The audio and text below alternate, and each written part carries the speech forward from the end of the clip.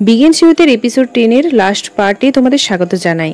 আমরা লাস্টের এপিসোডে দেখেছিলাম যে জিন সাইকেল নিয়ে যাচ্ছিল এবং তার একটা গাড়ির সাথে ধাক্কা হয়ে যায়, কিন্তু জিনের কোনো কিছু হয় না। তার ফোনটা একটু দূরে পড়ে যায়, কিন্তু তার বাইসাইকেলটা ভেঙে যায়। তো ওই ট্রাক ড্রাইভার বাইরে এসে জিনকে বলে, তুমি ঠিক আছো তো? জিনের তো এসব নিয়ে চিন্তা হয় না, জিন আরএমকে নিয়ে চিন্তা করছিল। জিন দেখে তার ফোনটা ভেঙে গেছে। জিন ড্রাইভারকে ইগনোর করছিল কারণ সে আরএমের চিন্তায় ছিল। জিন তার সাইকেলটা ট্রাকের নিচ থেকে বার করার চেষ্টা করছিল, কিন্তু সেটা অনেক খারাপভাবে চাকাতে পেশা গিয়েছিল। চাকার মধ্যে এমন ফেসে যায় সাইকেলটা আর বেরোচ্ছিল না। জিনের খুব একটা বেশি লাগেনি, তবে জিনের পায়ে একটু লেগেছিল এবং ওই অবস্থাতে সে সেখান থেকে ছুটে ছুটে যাচ্ছিল। কিন্তু জিন এই অবস্থাতেও ছুটে ছুটে আরএমের কাছে যায়। কন্টেনারের কাছে গিয়ে জিন বলে, আরএম আরএম। জিন কোনো আওয়াজ পায় না। জিন কন্টেনারের কাছে যায়। কন্টেনারের একদম কাছে যেতেই কিছুক্ষণ পর ওই কন্টেনারটি ব্লাস্ট হয়ে যায়। জিন ছিটকে পড়ে যায়। কন্টেনারটি খুব খারাপভাবে জ্বলছিল। জিন এটা দেখে তো প্রচন্ড অবাক হয়ে যায়। জিন ভাবছিল যে হয়তো এই কন্টেনারের ভেতরে আরএম আছে। জিন এত শকড হয়ে গিয়েছিল, সে জোরে জোরে চেঁচাচ্ছিল এবং কন্টেনারের কাছে যাওয়ার চেষ্টা করছিল। আর সে যখন কন্টেনারের মধ্যে চলেই যাচ্ছিল, ভি এবং আরএম তাকে ধরে নেয়, তাকে আটকানোর চেষ্টা করে। কিন্তু জিনের কোনো হুঁশ ছিল না। সে আরএমকে ডেকে যাচ্ছিল এবং ওই আগুনের দিকে যাওয়ার চেষ্টা করছিল। কিন্তু যখন জিন আরএমকে দেখে সে শান্ত হয়। জিন বলে, তুমি ঠিক আছো তো? আমি তো ভেবেছিলাম তুমি কন্টেনারের মধ্যে আছো। এটা বলতে বলতে সে মাটিতে বসে যায় এবং প্রচন্ড কাঁদতে শুরু করে দেয়। ভি বলে, তুমি ঠিক আছো তো? তখন আরএম বলে, তুমি সঠিক টাইমে ফোন করেছিলে বলে আমি কথা বলতে বলতে কন্টেনারের বাইরে চলে আসি। তখন আমরা পাস্টের সিনটা দেখতে পাই, যখন আগুনটা লাগেনি, তার আগের সিন। তো আমরা দেখতে পাই জিন যখন ফোন করেছিল রাস্তায় সাইকেলটা চালাতে চালাতে, তখন আরএম ফোনে কথা বলছিল জিনের সঙ্গে এবং বাইরে এসেছিল। আর যখন আরএম বাইরে দাঁড়িয়ে কথা বলছিল জিনের সঙ্গে, আরএম দুটো কালো কার দেখতে পায়। আর তখনই ভি পেছন দিক থেকে আরএমের মুখটা বন্ধ করে দেয় এবং সাইডে নিয়ে আসে এবং আরএমকে বলে যে তুমি চুপ থাকো। আর তারপর ভি এবং আরএম দুজনেই লুকিয়ে লুকিয়ে ওই জিনিসগুলো দেখছিল যে এরা কি করতে এসেছে। ভি এবং আরএম দেখে ওই লোকগুলোর হাতে জারকিন ছিল, যেটার ভেতরে কেরোসিন ছিল। তারা প্রথমে কন্টেনারের ভেতরটা আগে দেখছিল ভালো করে, কিন্তু তারা কিচ্ছু দেখতে পায়নি। যে লোকটা টর্চ নিয়ে ওই কন্টেনারের ভেতরে দেখছিল, সে আরেকটা লোককে ইশারা করে বলে যে এখানে এসো। তো সে গ্যাসের একটা কন্টেনার নিয়ে আসে এবং সেই কন্টেনারের চারিদিকে ওই গ্যাস এবং অয়েল ছড়াচ্ছিল। আর ওই কন্টেনারের ভিতরে এলপিজি গ্যাস ভরে রেখে দিয়েছিল, যাতে সবাই দেখে এটা মনে করে যে সেখানে একটা ব্লাস্ট হয়েছে। তারা কন্টেনারের জানালা দিয়ে কেরোসিন ঢেলেই যাচ্ছিল, আর সেগুলো সব ভি এবং আরএম দেখছিল। ভি বলে, এই জায়গাটা নিরাপদ নয়। ভি বলে যে এইগুলো রিডেভেলপমেন্টের পর থেকেই হচ্ছে। এখানে সন্দেহজনক গাড়ি, সন্দেহজনক মানুষ, আমার মনে হয় এই সমস্ত কিছু রিডেভেলপমেন্টের জন্যই হচ্ছে। তারপর আরএম ভাবতে ভাবতে প্রেজেন্টের সিনে চলে আসে। আরএম বলে, যদি তুমি আমাকে সঠিক সময়ে কল না করতে, আর যদি তুমি আমাকে ঘুম থেকে না উঠাতে। এটা বলতে বলতে সে থেমে যায়। মানে আরএম এটা ভাবতে থাকে যে যদি না জিন আরএমকে ওঠাতো, তাহলে আরএম এতক্ষণ কন্টেনারের ভেতরেই থাকতো, আর এই ব্লাস্টটা আরএম কন্টেনারের ভেতরে থাকার সময় হয়ে যেত। আরএম বলে, এই সমস্ত কিছু ভেবে ভেবে আমার মাথাটা পুরো খারাপ হয়ে যাচ্ছে। তখন ভি জিনকে বলে যে তুমি আরএমকে বাইরে আসতে বলেছিলে, তুমি কি করে জানলে যে এখানে কিছু একটা ঘটবে বলে? সেটাতে জিন কিছু বলে না। আরএম বলে যে ফোনটা যখন কেটে যায় তার আগে জিন আগুনের কথাই বলছিল। তখন ভি এর মাথাটা চলে। ভি জিনকে বলে যে তুমি আগের থেকে কি করে জানলে যে এখানে আগুন লাগবে? এরপর জিন কিছু বলতেই যাচ্ছিল, তখন ভি বলে, তুমি সব আগের থেকেই জানতে তাই না? তুমি সত্যি করে বলো, তুমি আগের থেকে জানতে তাই না যে এগুলো সব হবে বলে? ভি জিনকে প্রশ্নের উপর প্রশ্ন করেই যাচ্ছিল। আরএম তাকে থামানোর চেষ্টা করে, কিন্তু ভি থামছিল না। ভি জিনের উপর রাগ দেখাচ্ছিল। জিনকে বলে যে তুমি আমাকে অ্যানসার দিচ্ছ না কেন? আমি যে তোমাকে জিজ্ঞেস করছি যে তুমি কি করে জানলে এই ব্যাপারটা। আরএম ভিকে আটকানো সত্ত্বেও ভি থামে না। ভি তবুও জিজ্ঞাসা করে যাচ্ছিল। ভি বলে যে তুমি আমাকে কেন চুপ করাচ্ছ? ওর জন্য আজকে তুমি মরে যেতে। তুমি দেখেছো ওই আগুনটা? আরএম তখন বলে যে তো কি হয়েছে, আমি তো এখন ঠিক আছি। ঠিক থাকা, আর আমি এখন ঠিক আছি তার কারণ জিন আমাকে ফোন করেছিল, সেই জন্য। আজকে যদি জিন আমাকে ফোন না করতো তাহলে আমি বাইরে আসতাম না, আর আজকে আমি মরে যেতাম।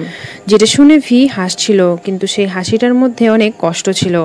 শুধুমাত্র ও তোমাকে ফোন করে এটা বলল যে ওখানে আগুন লাগবে, আর সেটার কারণে তুমি বেঁচে গেলে।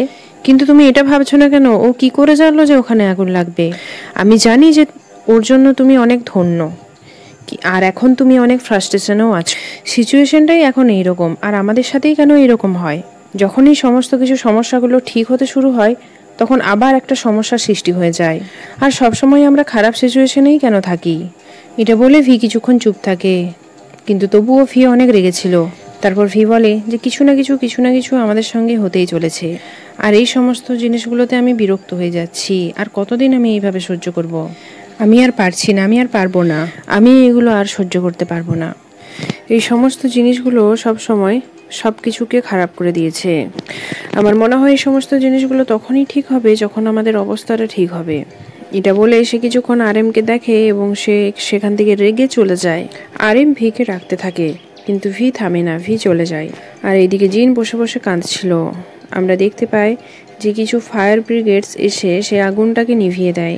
চারদিকটা ভালো করে দেখছিল যে কোথাও আগুন লেগে নেই তো, নইলে আবার কোথাও আগুন লেগে যেতে পারে, তাই তারা অনেক সাবধানে কাজটা করছিল।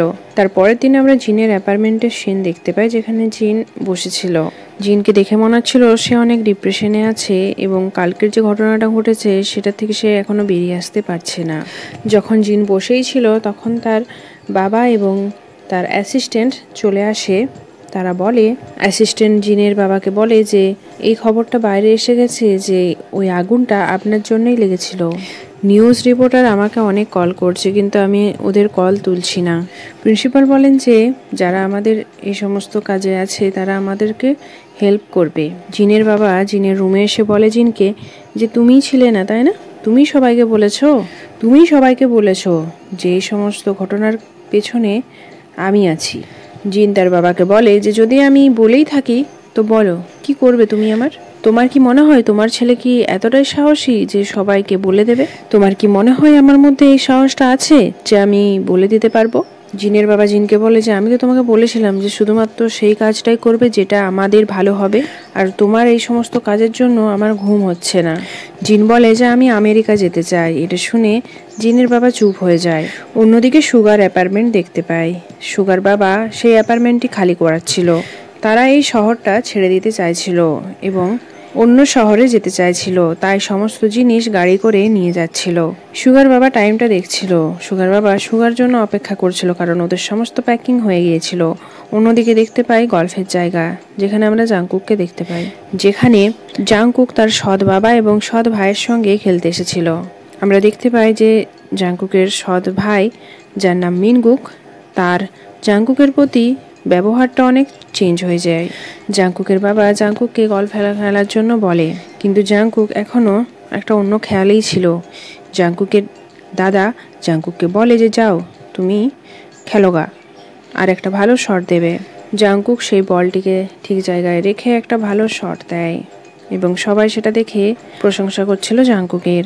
সবাই জাংকুকের জন্য হাততালি দিচ্ছিল। এটা দেখে জাংকুকের মুখে একটা হাসি আসে। জাংকুক হাঁটতে হাঁটতে কিছু একটা ভাবতে থাকে এবং ওপরের দিকে তাকায়। সিন কাট হয়ে যায়, আমরা সুগার বাবাকে দেখতে পাই। সুগার বাবা টাইম দেখছিল। তখন ট্রাক ড্রাইভার সুগার বাবাকে বলে যে আপনার ছেলে কি এখনো আসেনি? আমাদেরকে তো আরো অনেক কাজ আছে, সেগুলোতে যেতে হবে। যার জন্য সুগার বাবা ট্রাক ড্রাইভারের কাছে ক্ষমা চাইছিল। তারপর দেখি যে সুগাও চলে আসে। সুগার বাবা সুগাকে দেখে বলে যে তুমি কি আবার সেই জায়গাতে গিয়েছিলে? যেটার কোনো অ্যান্সার দেয় না সুগা। সুগা বলে চলো। সুগার বাবা বলে ঠিক আছে চলো বসো। সুগার বাবা গাড়িতে বসে। অন্যদিকে সুগাও যখন গাড়িতে বসতে যাচ্ছিল, গাড়ির হ্যান্ডেলে হাত দেওয়ার সময় তার হাতে দেখে কালি লেগে আছে। দেখে মনে হচ্ছিল সুগা যেন কিছু পুড়িয়ে এসেছে। সুগা তার হাতটা দেখতে দেখতে অ্যাপার্টমেন্টের দিকে তাকাচ্ছিল। তারপর সুগা গাড়ির ভেতর বসে যায় এবং গাড়িটা সেখান থেকে চলে যায়। অন্যদিকে একটা কন্টেনারে আগুন লেগেছিল, আর সেই আগুনটা আর কেউ নয়, সুগায় লাগিয়েছিল। সুগা সেই সমস্ত জিনিসগুলো জ্বালাচ্ছিল যেগুলো তার মায়ের সাথে এবং তার স্মৃতির সাথে জড়িত ছিল। আর ওই ছবিটাকেও জ্বালিয়ে দেয়, যে ছবিটাতে সব স্কলারশিপের বন্ধুরা ছিল, চ্যাংজুন, তার বাবা, তার মা এবং বাকি সমস্ত লোকেরা। অন্যদিকে আমরা দেখতে পাই আরএমকে, যে পেট্রোল পাম্পে জব করছিল। আরএম দেখতে পায় যে জিন এসেছে। আরএম বলে তুমি এখানে কি করছো, তাও আবার এই সময়? আমাকে কল করতে পারতে। জিন সেটাতে সরি বলে আর বলে আমি জানতাম ওই জায়গাতে আগুন লাগতো, কিন্তু তবুও আমি তোমাকে বলিনি।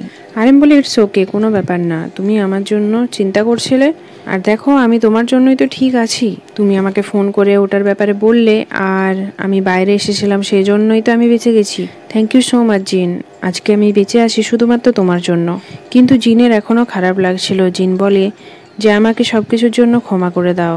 জিন বলে যে আমি আগের থেকেই জানতাম যে রিডেভেলপমেন্টের জন্য তোমাকে এখানটা ছাড়তে হবে, কিন্তু আমি তোমাকে তবুও বলতে পারিনি। তখন আরএম বলে যে তুমি এটার জন্য ক্ষমা কেন চাইছো, কোথায় থাকবো সেটা তো নিজেরাই ডিসাইড করব।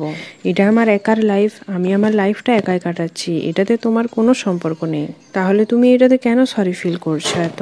আর আমি অন্য স্কুল মুভ করছি, আর তুমি সবাইকার খেয়াল রাখবে, বিশেষ করে ভি একটু রাগী এবং ও রেগে রেগে কথা বলে, কিন্তু ছেলেটা কিন্তু অনেক ভালো।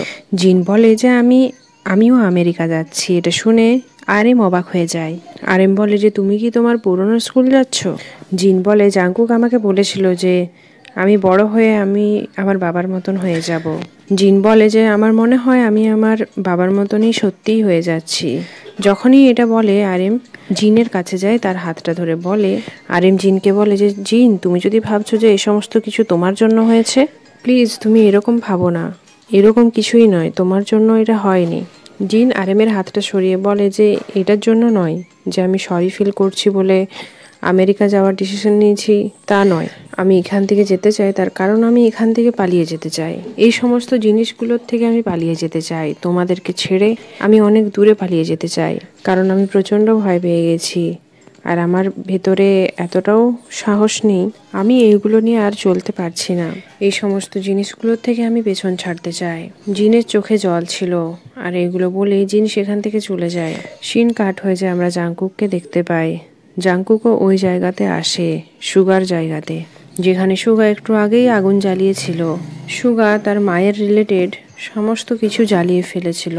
তখন জাংকুক ওই জায়গাটা ভালো করে এক্সপ্লোর করছিল এবং এদিক ওদিক কিছু খোঁজার চেষ্টা করছিল। জাংকুক ওই কন্টেনারটাকে দেখতে পায়, কন্টেনারের ভেতরে হাত ঢুকিয়ে একটা জিনিস দেখতে পায়। তো জাংকুক একটা চাবি পায়, এটা সেই চাবিটা যেটা সুগা কিছুদিন আগে একটা গাড়িতে পেয়েছিল। যে লোকটা সুইসাইড করেছিল, নিজের জীবন নিয়েছিল আর সমুদ্রের বিচের কাছে পড়েছিল, তার গাড়ির ভেতরে এই 8 নাম্বারের চাবিটি ছিল। তো এই চাবিটা দেখে জাংকুক কিছু ভাবছিল। আর এর সাথেই এপিসোড 10-এর লাস্ট পার্টটি এখানেই শেষ হয়ে যায়।